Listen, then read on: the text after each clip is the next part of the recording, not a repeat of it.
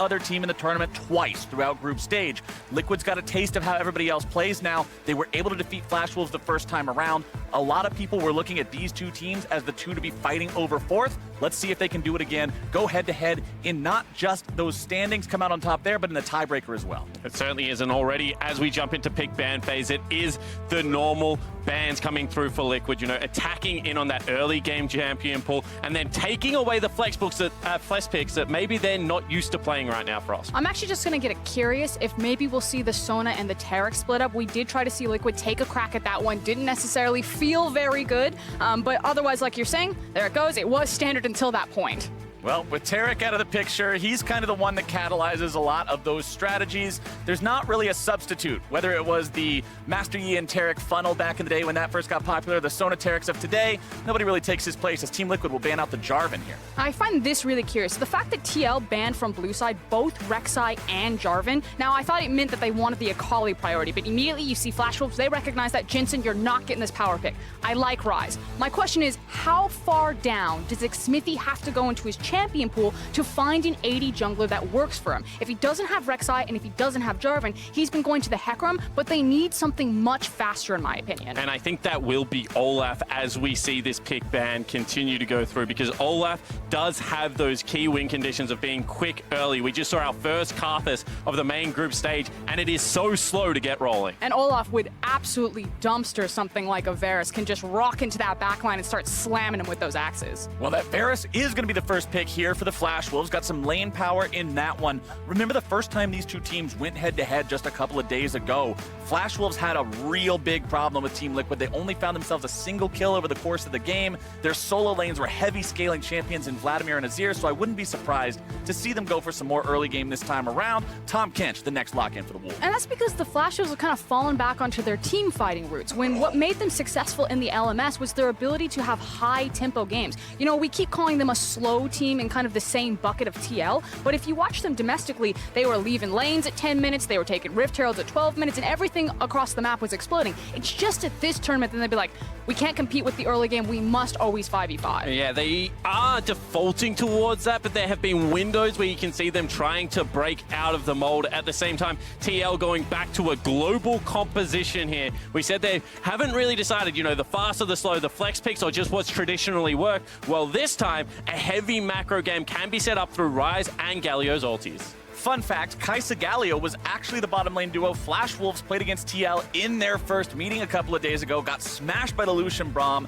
Doublelift and Core JJ getting the better of Betty and Shalcy in that matchup, but Flash Wolves are saying, we're gonna go for some early game jungle action. The Rek'Sai and the Jarvan might be out of the picture, but Xin Zhao's ready to go. And I want viewers to kind of pay attention to this. As Rek'Sai and Jarvan are kind of our #1 priority junglers and they're constantly getting banned away, pay attention to what teams are grabbing as kind of their next go-to. For Xmithie, it was things like the Hecarim, and for Boogie, it is his Xin Zhao. You know, each jungler has their signature pick, if you will, that they like to pull out. And I just want to echo Kobe's sentiment that I don't like Xin Zhao into the Galio. It kind of shuts down a lane that you can gank early. Boogie made it work by attacking the top side of the map against Invictus Gaming, you know, setting the Shy behind. Pretty famous 0-7 performance there, out of the best player in the world. See whether Boogie can get Hanabi rolling in a similar way against Impact. I mean, I don't know about you, but I saw the win right there, so still best player goes 0-7 wins game, no problem.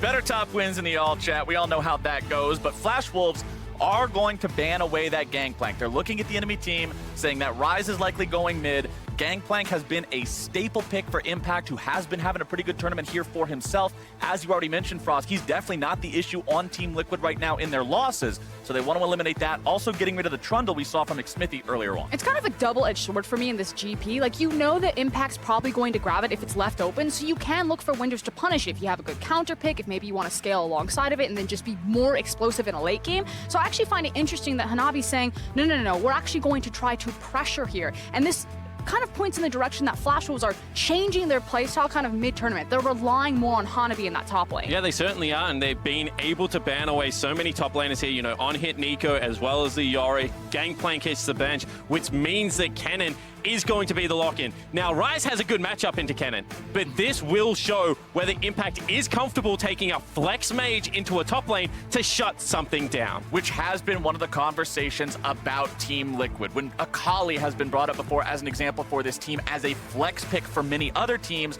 you look at Liquid and you think, oh, is that going to work? Can they actually flex it? And Team Liquid, they got the biceps curled, baby. They're saying, we've got the flex right now. Rise is going into the top side. It's going to be LeBlanc there for Jensen, and the jungler could be the Lee Sin. Still a little more time to think that one out. This was his most played. Now, I know some NA analysts aren't super hot on Xmithy's Lee Sin, despite the fact that he did grab it a lot in this most recent split. But this is what I want TL to do. I want them to show that they have adaptation, that they have diversity. We can flex that rise to the top lane. We can play the early game, and Xmithy has no problem looking for a carry early game-oriented jungler. Because when we talk about these two teams, there may be the two teams that struggle to get into the flex picks mode. Hanabi plays most of them, then Rather is more of the control mage player. The same criticism between Jensen and Impact. This time around, TL says we can play the standard meta. Flash Wolves, however, going back to something a little bit more off-kilter. Flash Wolves will have the Lissandra there in the mid lane, and that means we got plenty of initiation potential on the side of the Flash Wolves. And that says something to me in that this team wants to make sure when they see an opportunity, they can go for it. Whether it's Kennen, whether it's Lissandra, whether it's even Varus finding a Chains of Corruption. That's what I like to see from a team that hasn't had a great performance so far. Give yourself the tools, put yourself in the drive. And I love that idea, and I want to put a magnifying glass on Rather specifically. This guy is a great team-fighting mid laner, but he hasn't been known to have the widest champion pool. This draft looks a bit dated because of Lissandra. She seems to have disappeared, but for Rather, they're now recognizing we know exactly what makes you work, and it's things like the Lissandra. And talking about dated champions, we got to see Invictus Gaming play a dated Jungle Camille the other day, and you remember how that one went, so I'm not exactly going to count a champion out just because it hasn't been seen in the meta for a while. I've said it before, I'll say it again, time and time over. Follow your heart, play your game, win with the League of Legends that you know how to win with. And if this is the strategy that can get Flash Wolves going, they need to start picking up wins wherever they can. Fongfu Buffalo and Team Liquid are the teams that most people would look at for this squad and say, these are the ones you can approach. Here's the wins you can snatch. And if you're looking to fight for fourth, you need to get every single one of them. Yeah, and this is the first start of the second round, Robin. So momentum, so key for both of these lineups. Really need this victory.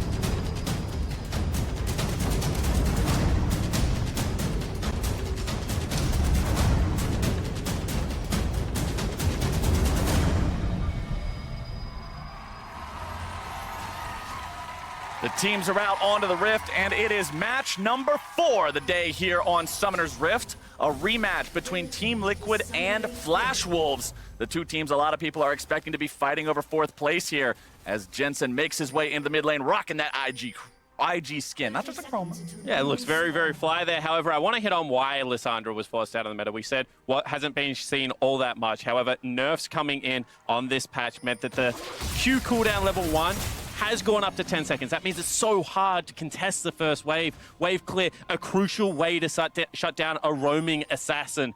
So I think Rather must be very confident to take this matchup into a LeBlanc. And how it kind of bleeds into Boogie in that jungle is if you look at the likes of Varus and Tahm Kench, depending on how Doublelift and Core JJ play this, suddenly the whole bottom side of the map might be really dangerous for Boogie to enter. So this puts more emphasis on Hanabi in the top lane, which makes the flex pick of taking that rise up there to try to get that good matchup so much more important for Impact. He can totally pull the pin out of everything that Flash Wolves want to do if he just dominates Kennen up there. And we have seen Impact, as I said during Champion Select, have some very impressive games so far in terms of his individual performance this tournament. He's the one that generally when people look at the Team Liquid roster, they say this could be the guy that you're most likely to see falter. There's so much hype around the acquisitions of Jensen and Core JJ, Doublelift and Xmithy, known as the best in their roles in their region. Impact's the one people have had some question marks around, but he's really been stepping up so far at MSI, and I think this is another great chance to prove himself and prove his caliber of player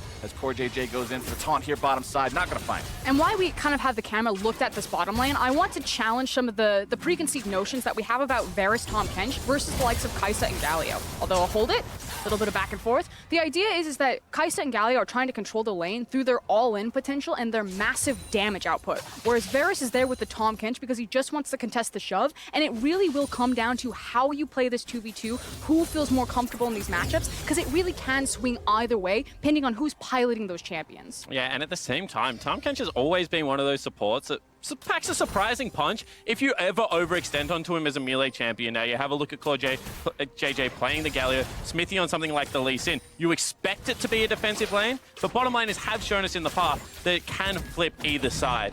Both junglers are on the top side of the map right now, though. You can see the On My Way ping coming out from Boogie, indicating he wants to head towards that top side. Level 3 on the Xin Zhao. Smithy only level 2 here on the Lee Sin. No smite available for the Scuttle Crab. About to come up, so he goes right back in towards it, knowing he can secure it now. Boogie making his way towards that top side. He knows he's already been seen by the enemy jungler, so he'll sweep out the river, make sure that that vision's going to be kept out of the way for subsequent ganks.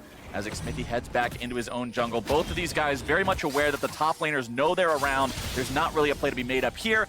Only a little bit of minor trading. And while we're talking about the pathing of the junglers, so much of League of Legends is based off starting in lane right now, fighting for priority over Scuttle Crabs. And we've seen Lee Sin pick up popularity. You now start W on a lot of the camps. It keeps you very healthy. So whilst he was slightly slower than Boogie there, you saw that he arrives at the Scuttle Crab with both charges of his potion up, hadn't taken any damage. You have a look at Boogie. He's a little bit quicker, but he was half health and didn't have any of the potion stats there, so didn't want to take the trade. And now the question is how will this actually impact the top lane matchup? They know that both junglers are going to be on the bottom side of the map, but on second reset, where does the wave get frozen? Where does the wave get pushed up? And who is opening themselves up to gank potential? Because I still feel like this is probably going to be about that top lane, although some skirmishing, possibly.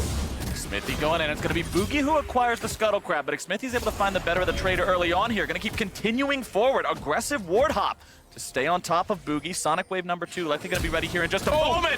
Boogie fails to flash out of the way, and that is first blood for Smithy. And we knew he needed to have a big performance if TL was going to turn this MSI around. Statement there from Smithy, picking up the solo kill. And so many times he's been contested in his early game pathing, especially for how greedy he's been over those crabs, but it definitely pays off that time around. And we talked about it, you know, the nerfs to Lissandra, the inability to fight for wave priority. Well, take it a step further, rather actually quite greedy, wanted to hold on to his teleport after his first back, meant that they lost all control of mid, all control of bottom, and no one could rotate to help the jungler. And the positioning of the Sonic Wave was right where it needed to be too. Smithy making sure he was at a good angle to fire that one off.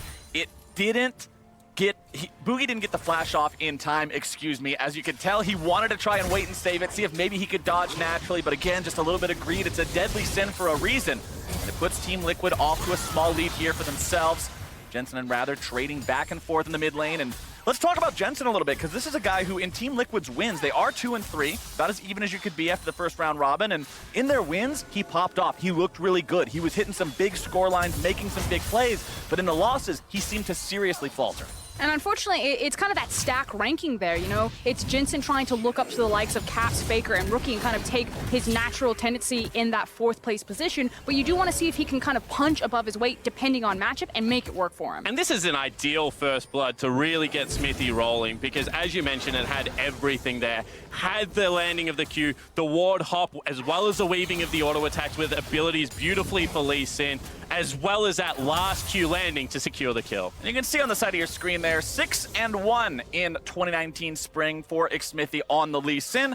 Pretty successful pick for him overall, but I don't just look at Lee Sin players for their ability to find those early plays. It's a champion you really have to watch what a player can do once the mid game rolls around as well. If you can find those angles for the playmaking, as TP is used bottom and Smithy heads back out. Yeah, it feels like the learning curve is really once the lane phase breaks down and how you can use him as an initiation or an assassination tool. But much better from Smithy this time around. He got spotted on a ward heading upriver. You could see that Boogie and Rather immediately tried to collapse into that bottom side river. He backs out the correct way this time around, not getting caught out. Liquid seem to have taken a lot of lessons away from their earlier losses. Important thing I want to point out as we see Impact use his first teleport to get back to lane. Lost chapter in the inventory, no tier yet, so not going to be stacking that one early on. Tier, normally a priority for Rise. Impact will be a bit late getting that stack. I mean, it could be that he just wants to be able to have more mana pool initially so he can contest with some of the wave push that Hanabi's putting out on this Kennen. Should be noted, it's also the spellbook Kennen.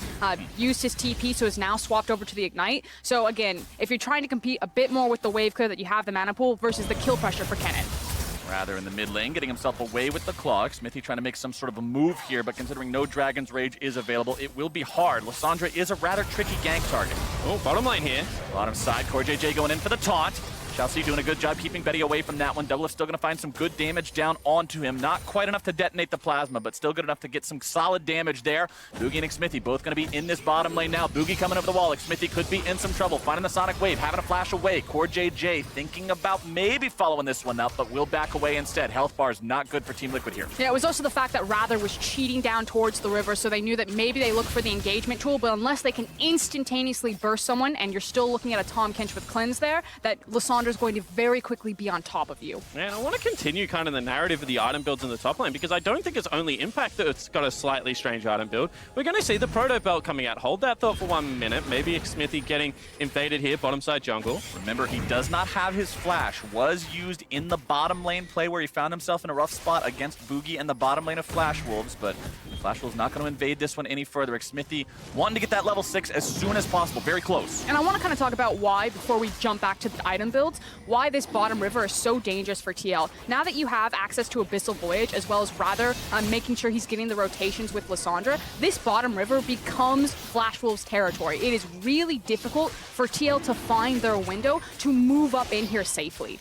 Team Liquid are trying to contest this Mountain Drake right now. It's 4 Flash Wolves in the pit. Drake at about 2k. Jensen's made his way forward. It's going to be Chains of Corruption down now onto CoreJJ. Going to be blown up instantly. Smithy over the wall. Able to find a nice kick onto 3. It'll be a 1-for-1 as Rather's taken down. Smithy sacrificed there as well. Doublelift low HP, low mana. Hard for him to go in for this one. Jensen still plenty of resources to work with. Wants to snipe somebody on the back end of this fight here. Able to find some damage. Shall see one more auto attack would finish him off, but Jensen won't be able to find it.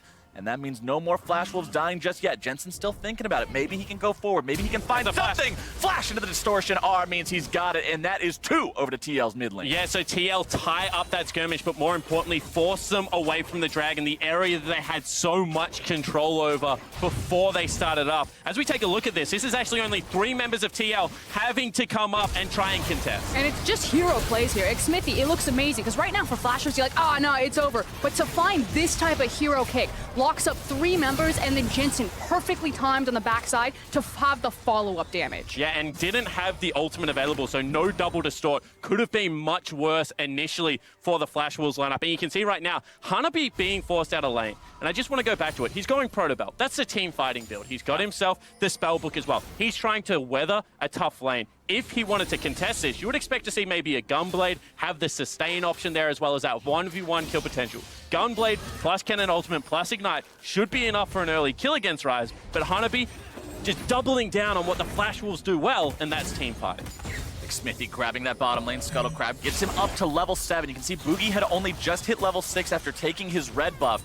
Xin Zhao not having the disengage from his ultimate could have potentially saved one of the Flash Wolves' lives during that river fight in the bottom side, but considering it wasn't there, was not an option. Doublelift going to continue pushing up the bottom side now. You can see a nice CS lead, the biggest in the game actually being built by the Team Liquid bottom lane, despite the fact that CoreJJ fell early. Doublelift is still doing a good job managing this CS, as now CoreJJ and Xfinity look to make the play onto Shao C. Doublelift coming in with the killer instinct. The burst damage comes through. Boogie's looking to make his way into the fight now. Can they turn this one back around? Answer's going to be yes for now. Boogie manages to make it a 1-for-1. Rather over the wall, looking to find even more damage, locking down his opponents, and Doublelift will be eliminated. Jensen now having to run himself away. CoreJJ at only 100 HP, and Flash Wolves get a 2-for-1. And Boogie arrived just in time. TL there bit off a bit more than they could chew. The Flash Wolves close it back up, but still, it's this very tight race of who's going to control this river first, who's going to get access to this Mountain Dragon. Yeah, and you can see that Chelsea looks like he's caught out of position, but junglers every single time in this game have converged on bottom side river. Boogie gets there. Very nice flash into the knockback, stops CoreJJ's ultimate, and whilst it looks like Jensen is here first because there's only full health members, can't turn and fight, and that means Rather can clean up the gank. And this is already a better game here from the Flash Wolves than the first time we saw them play against Team Liquid. Rather going to be taking some damage there in the mid lane. Nice save by Shao C, keeping Rather alive. And he'll walk away from that one. But yeah, the first time they played, I mentioned in Champion Select how there were no objectives taken by the Flash Wolves. They only got a single kill in that game, and it was at a 20-minute Infernal Drake fight. They're staying blow for blow here with Team Liquid. Yeah, it was a really crappy Nocturne game. Like, it was where, you know, Boogie was looking for Nocturne ganks in the mid lane. Smithy was there. Okay, that one didn't work. Let's look for one around the Rift Herald. Smithy was there. Okay, that one kind of sucked as well. However, this time around, the more early game focused jungler is really helping out the Flash Wolves lineup. And I love the fact that TL seem to have finally found their window. They know that they didn't have the didn't have cooldown on teleport, and he was back. So Jensen had priority in that mid lane, and suddenly TL swarmed this river and quickly snatch away this dragon. First Mountain Drake on the board for Team Liquid, as now it's going to be a 1v1 here in the top side. Quickly going to turn into a 2v1. Impact trying to get himself away, and he will do it with a nicely timed realm. Yeah, Hanabi's so aggressive that he kind of flashed over Impact there and missed a lot of the damage as the gank was about to register. So credit to Impact already rushing the Merc Treads. Very hard to tie this Rise down as the Cannon at this stage of the game, just able to walk this one out. Does have that tier in the inventory now too, so only a slight delay on that for the Archangel staff overall. Is going to still be going for the standard Rise build you would expect.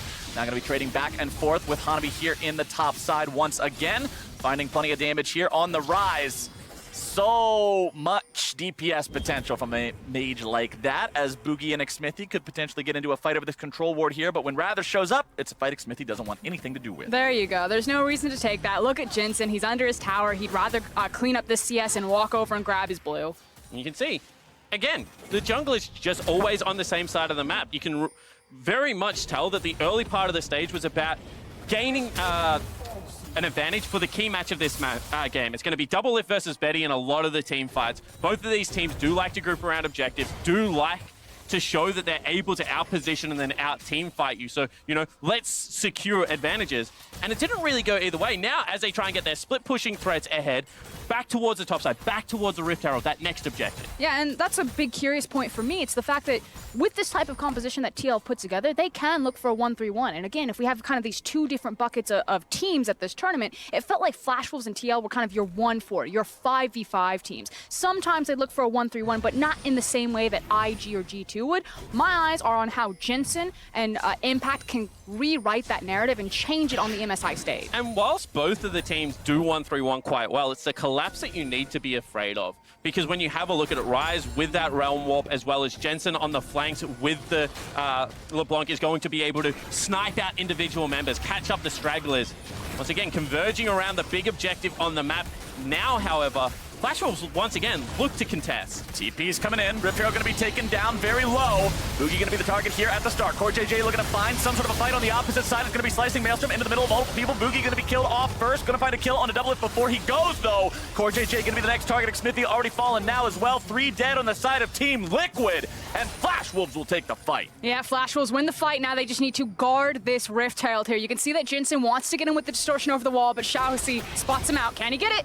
Xiaoxi just playing bodyguard.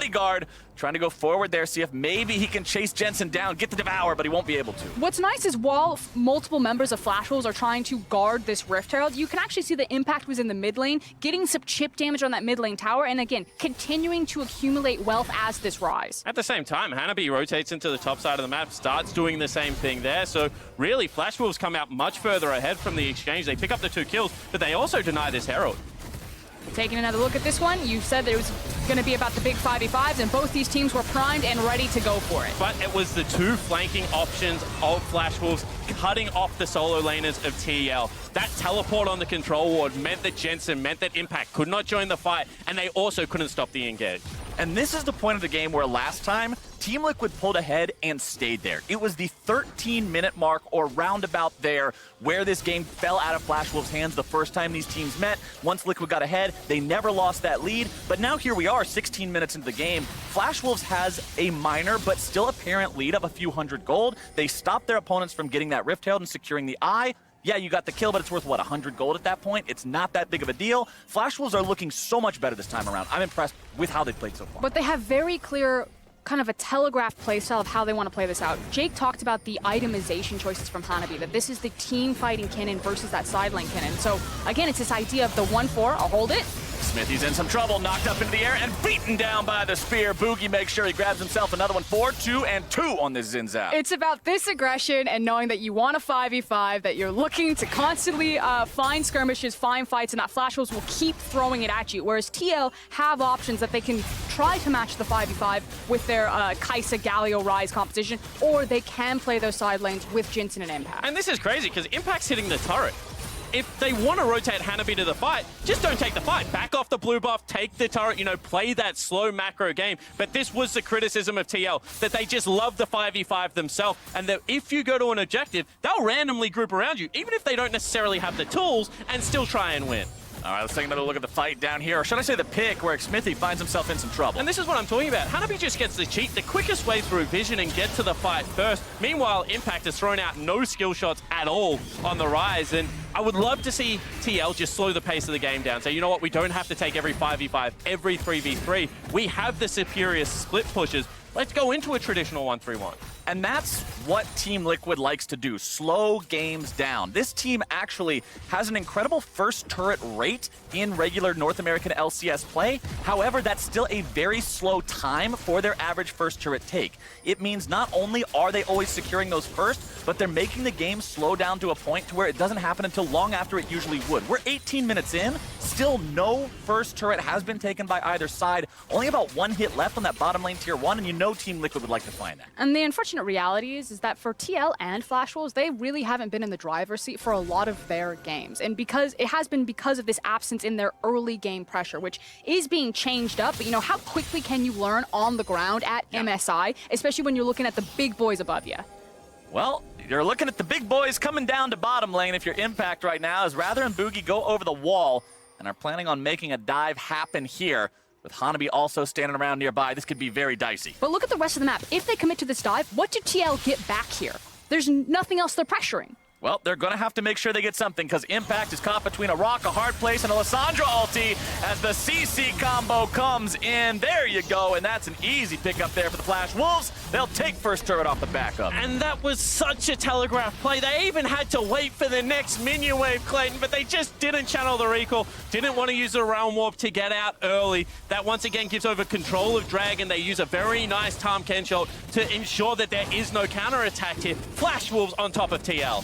And Froskuren posed the question, what does Team Liquid get from this? Look at the investment in the bottom lane, and the answer is a big nothing. Team Liquid seem to almost get nothing in response to this. Delayed, they will take the tier 1 turret in the top side, but Flash Wolves has already got themselves another advantage in claiming the Drake. Yeah, it's the extended trade and trying to at least grab a tower right there. We'll see if maybe with the tempo advantage, the early reset, that they can set up some vision, look for a pick, but overall, this feels like Flash Wolves are certainly in the driver's seat. They're finding the fights that they want, they're finding where they want to fight. And when we talk about tempo, because I think it is a really key point, it's who has the first move, you know, who's deployed onto the map first, who's got their vision down, and deciding which objective we're playing around next. Who's deploying first? And Team Liquid there look for what I like to call a tempo cheat. After you take a turret, you normally go for a hard reset, recall, get your items, deploy back onto the map. But you could see Smithy and Double It teaming up, looking for one of those cheeky picks that Froskuren talks about. I call it creativity. This is how you wrestle control of a game back. Craftiness out of the veterans of Team Liquid. And that craftiness is exactly what I want to see from teams that are considered in the lower of the two groups of these 6 teams at MSI. The conversation since the beginning of the tournament has been around, okay, you've got your IG, SKT, and G2 group that clearly seem like the elite, and the Flash Wolves, Team Liquid, and Fangbu Buffalo group that want to challenge that. You do not challenge it by ramming your head into them and trying to play the same game they do. You challenge them by challenging the convention of League of Legends and making them play something different. I mean, the thing is that League is such a paint-by-numbers game at this point. Everyone can kind of figure out once the lane phase drops, you look for this dragon. If that's not up, you're playing around the Baron, you move your vision in, wave priority. Like, you can throw as many buzzwords as you want, but it's about that problem-solving ability. Topside Rather's going to sidestep the chain there from Jensen. This top lane tier 1 nearly down on the side of Team Liquid. Flash Wolves could find some more standing gold in that one. They currently command about a 3,000 gold lead over their opponents. Nothing to scoff at 21 minutes into the game. If they can find another one of these successful fights, Baron is also on the table now. But one thing I'm not noticing a lot of yet from either side is a ton of vision on the map. Yeah, and that's where the next step comes in, because you can see the control wards have started to be purchased right now for Team Liquid. Finally, Impact gaining that control over the bottom lane. and it's all about who gets access to this mid lane first and is able to get their supports into Fog of War. Yeah, this is the big thorn in everyone's side. As soon as one of these mid lane towers goes down, suddenly then you can start leveraging your vision elsewhere. But again, TL have more options. They can try to play their side lanes as Jensen's caught out. Jensen forced to flash over the wall there. He had distortion over the golem wall, knew that if he went back, the Lissandra would be waiting on him, so he was forced to use the flash instead. And it's the right call there because, again, you're trying to pressure multiple points, rip flash wolves around, and then slowly but surely either find a pick or chip away at mid lane tower. The problem was that the setup wasn't there, and you're also telegraphed. We know what TL want to do. They're trying to do it. Flash wolves know that as well. Yeah, but at the same time, when you've cleared out mid lane wave, very easy to take Smithy, core JJ into topside jungle and do the job that Jensen was trying to. You can see so much vision being fought over right now around that Baron buff river. Once again, you know where they're playing, but if you just lock people in lane with your superior push, your superior control, mistakes like that should not happen.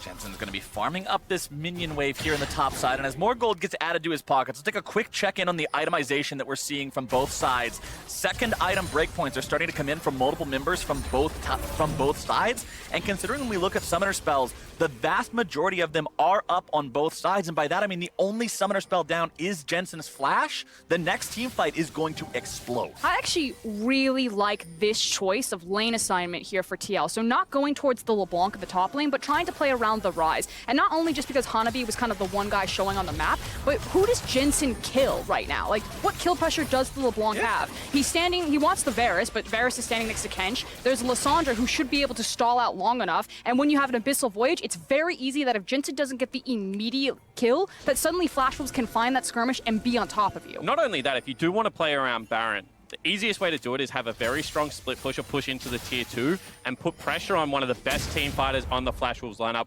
which is the Kennen. You can't push that far unless you have vision, so you need your trio from the mid lane to come secure that for you. Now, it means that Impact will feel a little bit safer as he pushes up, and I expect the next wave for TL to actually either, well, it's going to be a hard reset. I was going to say vision over the top side, but doesn't look like they have the vision for it. You know, no trinkets available here, running out of control ward, so they instead have to go for a full back. And as they back, that's the signal for Flash Wolves to move up, clear some of the Team Liquid vision out of this neutral territory, place some of theirs down in that frontal part of the Team Liquid jungle, and maybe put some damage onto this tier 1. I think it's the call about the Mountain Dragon. You know, maybe TL are trying to think ahead that if we have double Mountain, yeah, we lose some damage here, but we have the full reset for the Dragon fight that's spawning in 15 seconds, so maybe we cheat that one away, lose the mid lane tower in short term, but have the long term of a possible Baron burn with Kai'Sa double Mountain.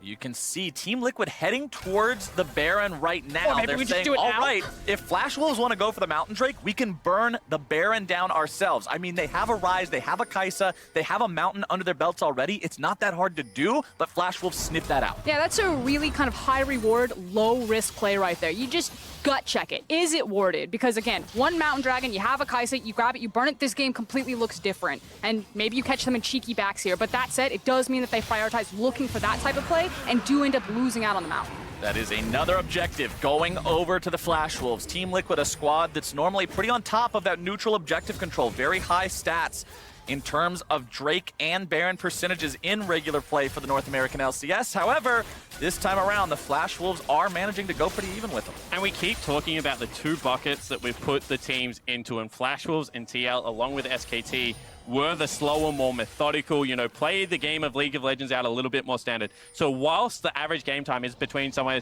you know, 30 to 33 minutes, generally at this MSI, looks like we're in for a longer one. None of these teams very aggressive at trying to secure those objectives. We're not seeing the dive in for the team fights past that early game phase.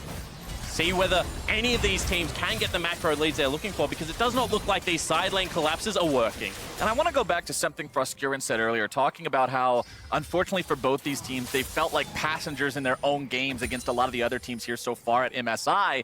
And it feels like the indecision so far in this one is indicative of that, as now a team fight's finally going to be starting off. Core JJ coming in, able to find a 3-man ultimate, but it's Hanabi into the middle of multiple people. The slicing Maelstrom will cut through Jensen, and Team Liquid has already lost their mid laner. Support will follow, and the Flash Wolves will take the fight. And just as I think the game is slowing down, Flash Wolves pull the trigger again. That could mean the Baron, 2 members of TL dead, all 5 up for the Wolves. And it was the fact that TL tried to make that play happen, but Flash Wolves just said, immediately turned turned it on, pulled the trigger, and blow them up. Now easy access into the Baron. Here comes Lee Sin, maybe a hope. Now he's gonna walk away. It's done. Not even gonna bother to contest that one. Recognizes he'll probably be killed instantly if he goes even near the pit. Granted, Impact got a tier 2 during that time, but trading a tier 2 for a Baron and one of your own guys, as well as having everybody else just in a bad spot, not really worth it. Let's take another look. I question this play from Team Liquid so heavily because you know Impact does not want to join the fight in the same way Kennen does. He stays at home. He hits the turret. Look at what Hanabi is able to do to the entirety of the Liquid lineup. That is just a bad read from Team Liquid. And for everything that we can leverage at Flash Wolves, you know, some of the mechanical mistakes that we've seen over the course of the MSI, something that is standing true for them is their teamwork. This is a very good teamwork, one decision, one mind team. When they turn to team fight, it doesn't matter if it's a good look, if it's a bad look, it's gonna be a Flash Wolves look. Exactly. They're all on the same page, and now I'm excited to see what can they do with this Baron power play. Well, if anything, they've been incredibly decisive when they have pulled the trigger. You know, they haven't been able to manufacture as many fights as I'm sure they would like around the objective, because this is a team in the LMS that every Dragon that is up tries to pull 5 people there. Every Rift Herald up, try and pull 5 people there. Liquid wasn't playing that game for the entirety of this game, but now that they're in a situation with the Baron buff, with control over these waves, they can just look to manufacture it. We're going to see Impact going in here, looking to start something off. TP going to be coming in from the Flash Wolves, and that means Team Liquid has to back away. They try to go for a pick, recognizing the split members of the Flash Wolves side, but can't make it work. It feels like a constant situation where TL trying to call Flash Wolves bluff. Like, are you ready to fight now? Are you ready to fight now? And the answer is always absolutely yes. Top side, let's see if Jensen can make anything happen onto Hanabi here. Won't be able to. Drops the Ignite looking for the kill, but the follow-up damage is not enough. This is actually good news, though, in the long term for TL, is that their lane assignments for LeBlanc and Ryze are looking good against Hanabi. But Flash Wolves, while TL are trying to set up the map, are still taking away all of the objectives and feel confident enough that they're able to get Hanabi into these team fights and kind of disregard some of that side lane pressure that TL do have at this moment. And if you're saying that both side lanes are in an advantage right now, then the decision to fight becomes even more baffling for the Liquid lineup, because we've seen that Hanabi in the side lane is getting pushed into, is struggling.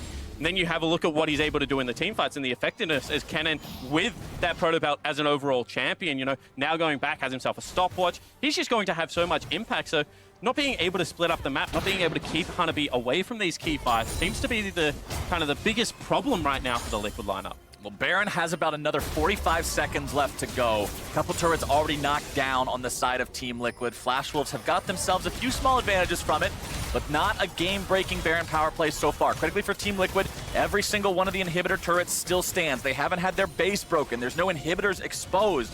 No free ground for Flash Wolves to wage those battles on in Team Liquid territory. We'll see if TL can continue holding out. Impact is going to be stationed up here at the top lane, tier 2, but considering it's 4 Flash Wolves members pushing in, this will not stand for long. Yeah, and you can see Dragon being disregarded by both lineups right now. Instead, they're looking for the standing gold. It is only the Cloud. Impact's not going to be able to rebuff that. The mid lane turret, the last echo of the Baron, do they look for the final play here? Flash Wolves 5 men strong here in the mid lane.